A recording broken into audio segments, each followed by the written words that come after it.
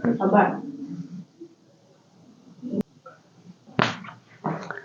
Friends, good morning. मैं तीसरा वर्मा आपका प्यार से चैनल डायनामिक कैरियर में आपका स्वागत करता हूं। तो मैं आज आपके लिए लेकर आया हूं halo alkane and hello range. जैसा कि आप बोर्ड पे लिखे हुए देखेंगे SN2 क्रिया विधि। तो हम आज इस हेलो एल्केन और हेलो रेंज में पढ़ रहे हैं नाभिक स्नेही प्रतिस्थापन अभिक्रिया की क्रिया विधि। जैसा कि हम SN1 क्रिया विधि में पिछले 2 लेक्चर में मैंने पढ़ लिया था। तो अगर जो बच्चा अगर पिछला लेक्चर नहीं देखा है तो SN1 भी जाकर दे सकते हैं, क्योंकि नाभिक स्नेही प्रतिस्थापन अभिक्रिया की 2 रिएक्शन होता है। एक होता है SN1 क्रिया विधि, एक दूसरा होता है SN2 क्रिया विधि। तो इस लेक्चर में मैं आपके लिए बताने वाला हूँ SN2 क्रिया विधि। तो ध्यान से लिखिए, कॉपी पेन लेके नोट करते हैं। तो कहता है कि वैसी नाभिक स्नेही प्रतिस्थापन अभिक्रियाएं जिसमें प्रतिस्थापित होने वाला कार्बनिक यौगिक एवं नाभिक स्नेही अभिकर्मक दोनों ही एक साथ अभिक्रिया दर निर्धारण पद में भाग लेता है। कहने का मतलब है कि SN2 बच्चा जो नहीं देखा होगा उसको देखो। उसमें कहा जाता था SN1 में कि पहले क्या हुआ कि कार्बोनाइन बन गया था, उसके बाद अटैक किया था। जैसे कि देखो इसमें कर रहा है ना कि वैसे ना जिसमें प्रतिस्थापित होने वाला कार्बनिक यौगिक, देखो जो प्रतिस्थापित होने वाला कार्बनिक यौगिक हो गया था उसमें, उसके बाद नाभिक स्नेही अटैक किया था। लेकिन इसमें है जो दोनों साथ साथ चलते हैं। तो देखते हैं आगे साथ साथ चलने वाले कितना दूर चलते हैं। तो देखो मान लेते हैं यहाँ पे न्यूक्लियोफाइल दे देते हैं। क्या है? न्यूक्लियोफाइल। और साथ में क्या आता है? RL। ये हेलो एल्केन ले ले। क्या है? Halo alkane. तो एक हमारा बनता है संक्रमण अवस्था। एक क्या बनता है? संक्रमण अवस्था। जैसा कि देखो इसमें, जैसे ये अभिक्रिया आपका होता है मंद होता है, यानी कि मंद कहने का मतलब धीरे धीरे एकदम कछुआ के चाल में चलता है।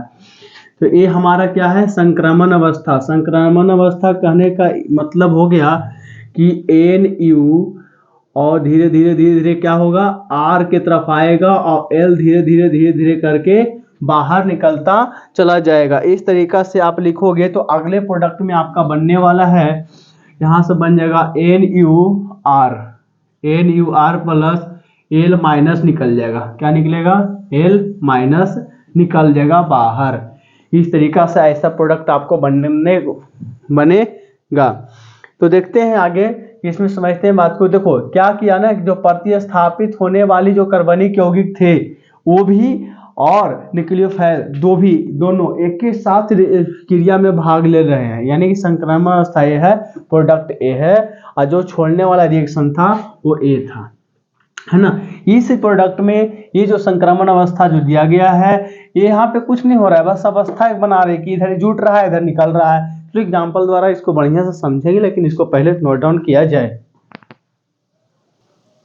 तो आगे देखें, कहता है कि जब ये दोनों रिएक्शन जो जो नाभिक स्नेही है RL जो प्रतिस्थापन कार्बनिक यौगिक है ना, इसके ऊपर अटैक दोनों एक बार करके ऐसा प्रोडक्ट बनाता है। कहता है प्रथम पद की अभिक्रिया है। प्रथम पद है, ये जो रिएक्शन होता है तीव्रगामी होता है, इसको ध्यान रखना है।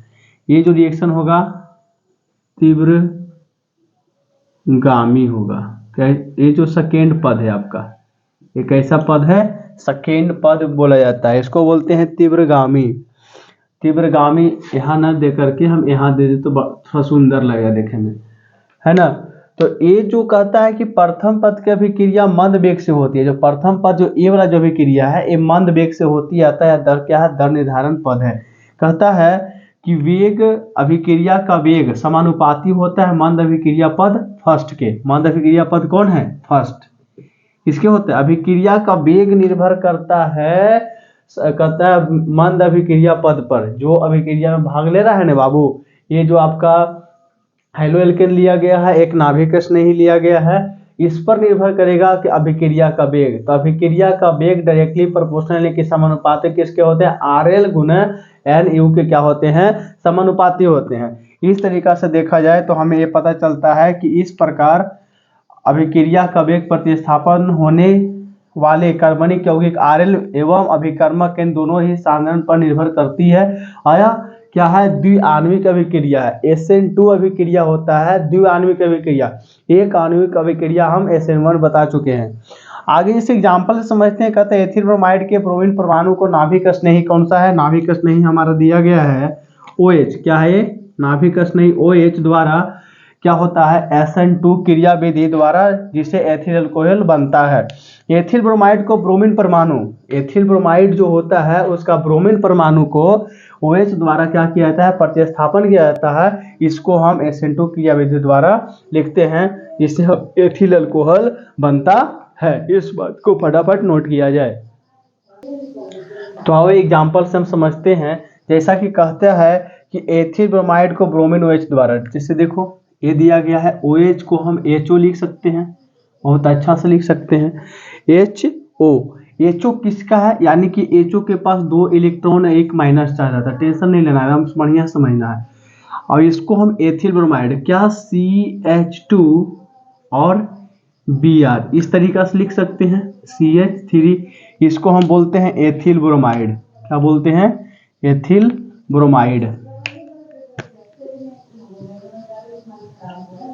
Ethyl bromide.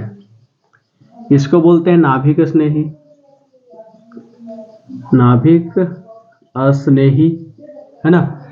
अब इसको रिएक्शन करवाते हैं, ये जो होता है मंद पद होता है, इसको एक संक्रमण अवस्था बनती है। ये आपका है मंद, ये आपका मंद पद है, जो फर्स्ट में दिखाया जाता है वो मंद पद दिया जाता है।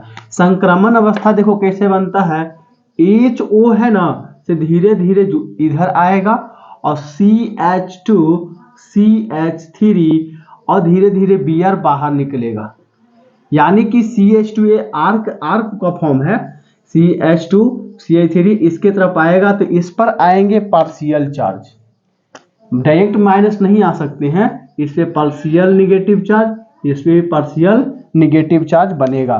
तो इसमें देखो क्या बनने वाला है, ये आपका बन गया, ये संक्रमण अवस्था है। कौन सी अवस्था, संक्रमण अवस्था, संक्रमण अवस्था, इसको क्या बोलते हैं, संक्रमण अवस्था।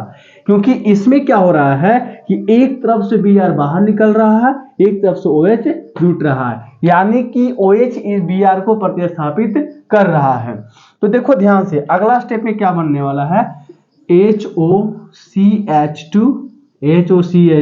और CH3 और साथ में Br माइनस बन के बाहर निकल जाएगा। अगर पूरा किसी को 2 इलेक्ट्रॉन दे देते हो तो उस पर माइनस चार्ज, और जो देता है उस पर प्लस चार्ज। लेकिन यहाँ वो कंडीशन नहीं है, एक दे रहा है, मतलब कि अग्रेसिव हो रहा है कि नहीं, इस तरफ आ रहा है, ये जा रहा है। अब देखो इसका नाम हम बोलते हैं एथिल अल्कोहल,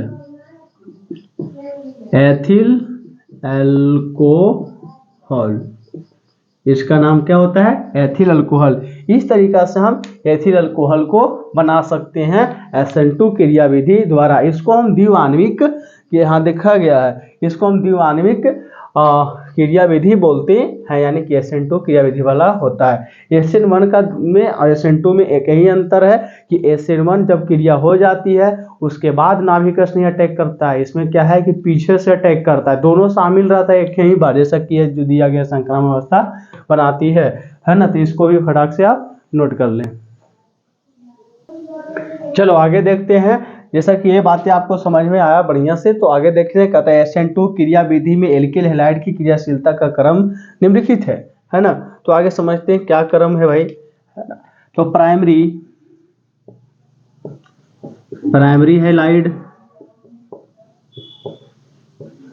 हैलाइड, उसके बाद होता है सेकेंडरी हैलाइड, टर्शियरी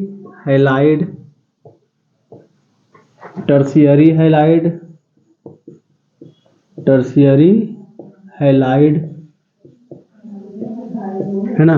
अब देखना इस तरफ से है कि primary halide, secondary halide, tertiary किसकी क्रियाशीलता ज्यादा है, तो इस तरीका से हम आगे समझ सकते हैं। तो देखो SN2 की बात करोगे ना, SN2 की बात, तो SN2 में आपका ये जो दिया गया है, प्राइमरी हैलाइड जो होता है सबसे ज्यादा क्रियाशीलता होती है। क्यों, क्योंकि इसमें से क्या होता है, पश्च आक्रमण होता है। क्या कर रहा है ये भाई साहब, पीछे से अटैक कर रहे हैं, है ना। ये जो देख लो क्या कर रहा है ये धुरंधर, ये पीछे से अटैक कर रहा है ना।